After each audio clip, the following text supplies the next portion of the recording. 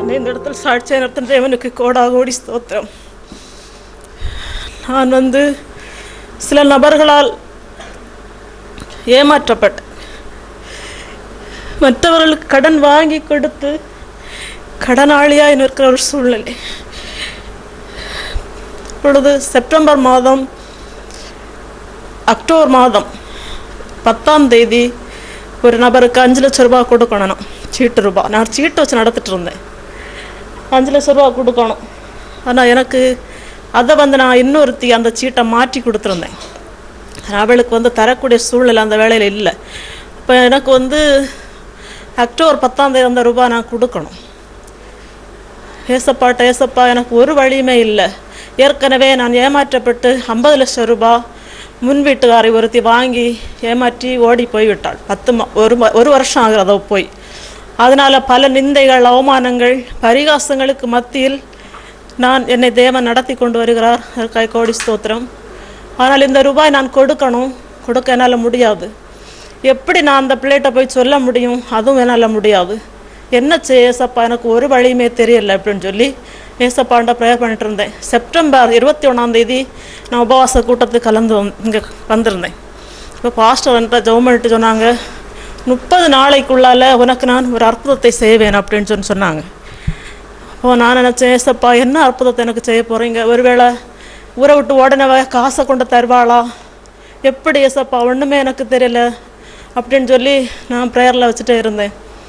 அப்போது பாஸ்டர் சொன்ன அந்த 28ஆவது நாள் 5 லட்சம் ரூபாய் நான் கொடுக்க அந்த பிள்ளை அவளாகவே உங்கள் சூழ்நிலை எனக்கு தெரியும், இந்த ரூபாய் எனக்கு இப்போ வேண்டாம், நீங்கள் 3 மாதம் கழித்து நீங்கள் தந்தால் போதும், நீங்கள் டென்ஷன் ஆகாதீங்க அதுக்காக வேண்டி அப்படின்னு சொல்லிட்டு அந்த 28ஆவது நாளில் எனக்கு அவள் அவளாகவே சொன்னான். அப்போ ஆண்டவரே ஏசப்பா, அப்போ இதுதான் எனக்கு நீர் செய்த அற்புதமானு சொல்லி அவரை நான் துதித்தேன். அதுக்கப்புறம் 30ஆம் தேதி 2 பேருக்கு 10 லட்சம் ரூபாய் கொடுக்கணும். நான் 30ஆம் தேதி அக்டோபர் 30ஆம் தேதி கொடுக்க முடியாது. இருந்தாலும் தேவன் எனக்கு நேற்றைக்கே அந்த ரூபாயை கொடுக்க எனக்கு உதவி செய்தார். அந்த இக்கட்டிலிருந்து என்னை பாதுகாத்த தேவனுக்கு கோடி ஸ்தோத்திரம். இவ்வளோ அவமானங்கள், நிந்தைகள், பரிகாசங்கள் வேளையிலும் கர்த்தர் என்னை தாங்கி நடத்தி வருகிறார். அந்த மேலான கிருபைகளுக்காய் அவரை நான் ஸ்தோத்தரிக்கிறேன். என்னுடைய மகன் பிஎஸ்சி மேக்ஸ் படித்த போயிருந்தான். நான் மேக்ஸ் அதை முடிக்காமல் வீட்டில் அவன் பல நண்பர்களோட சுற்றி திரிந்து அவனோட நல்ல போராட்டமாக இருக்கும் வீட்டில். அப்போ இங்கே பாஸ்டர் நான் ஜெபம் பண்ணேன். இப்படி அவனை சொல்லி நான் ஜெபம் பண்ணேன். பாஸ்டர் சொன்னாங்க, அவனுக்கு பின்னாடி ஒரு பிசாசு நிற்கு அப்படின்னு சொல்லி. அப்போ மக நாகர்கோவிலில் இருக்கா. அப்போ அங்கே போய் நீ ஒரு வாரமாவது நில்லைன்னு சொன்னால் நிற்க மாட்டான். ஏன்னா அவனால் தொந்தரவாக இருக்கும், வீட்டில் நிற்க மாட்டான். இப்போ நான் முதல் நாள் ஃபஸ்ட்டு இந்த இடத்துல நான் கடந்து வந்தேன். அந்த மறுநாளே வீட்டில் நல்ல போராட்டம் அவனால்.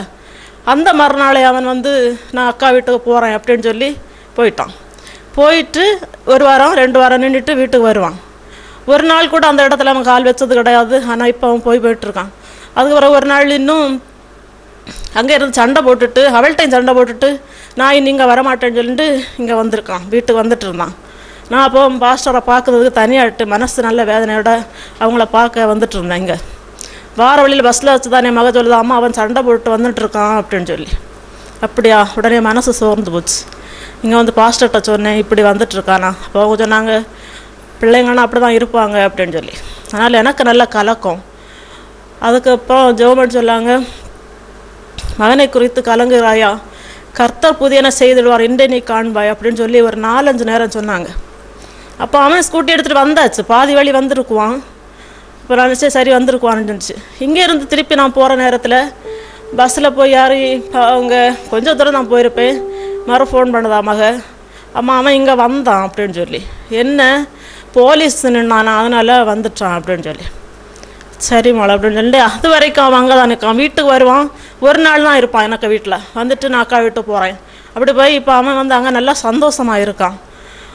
கர்த்தருக்கு கோடி ஸ்தோத்திரம். ஆனால் எனக்கு வாழ்க்கையில் பல அவமானங்கள், நெருக்கங்கள் என்னென்னா அவ கொண்டு நான் பட்ட கடனுக்காக இல்லை, நான் வாங்கி கொடுத்து ஏமாற்றப்பட்டேன். ஆனால் அவள் மனசு மாறி எனக்கு அந்த ரூபாயை தரணும், நான் வாங்கி கொடுத்தவங்களுக்கு கொடுக்கணும், அதற்கு கர்த்தர் எனக்கு உதவி செய்யணும். அதற்கு எல்லாரும் ஜெபிக்க கேட்டேன், சாட்சியை முடிக்கிறேன்.